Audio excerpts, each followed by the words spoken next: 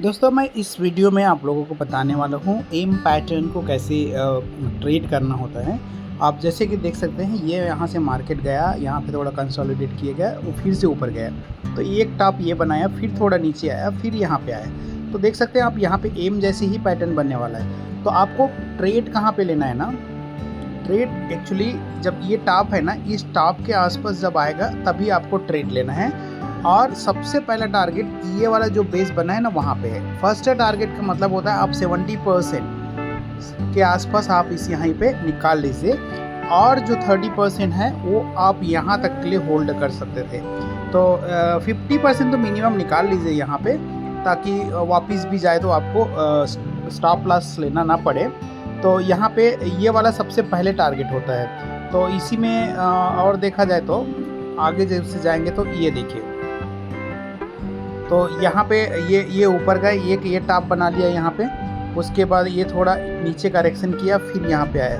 तो यहाँ पे मैं यहाँ पे एंट्री ले लिया था, और यहाँ पे ये जैसे ये वाला आया ना, यहाँ पे मैं यहाँ पे अपना 50% क्वान्टिटी 50 to 70% निकाल दिया, ठीक है। फिर होल्ड किया, और मेरा एक्चुअल टारगेट यहाँ ये जो बेस बनी है ना, ये वाला होती है,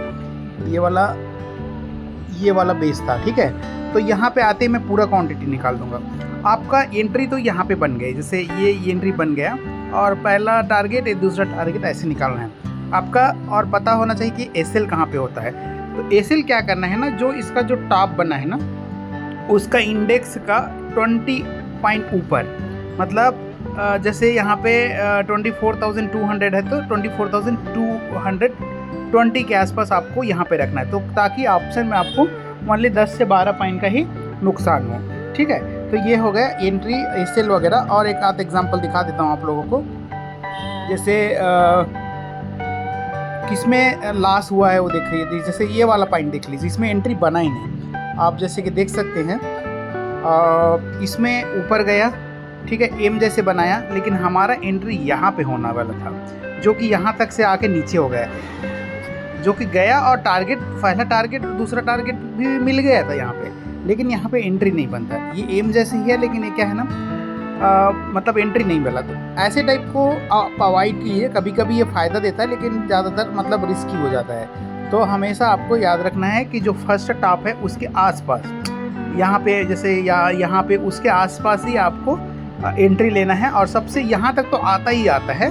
तो 50 to 70% आप यहाँ से निकाल देंगे तो हमेशा प्रॉफिटेबल में रहेंगे। ये भी कभी कभी क्या करता है ना, मतलब 80 to 90% ही एक्यूरेट है, बाकी टाइम में वो लास्ट मतलब ऐसे लेना पड़ता है, ठीक है। Thank you.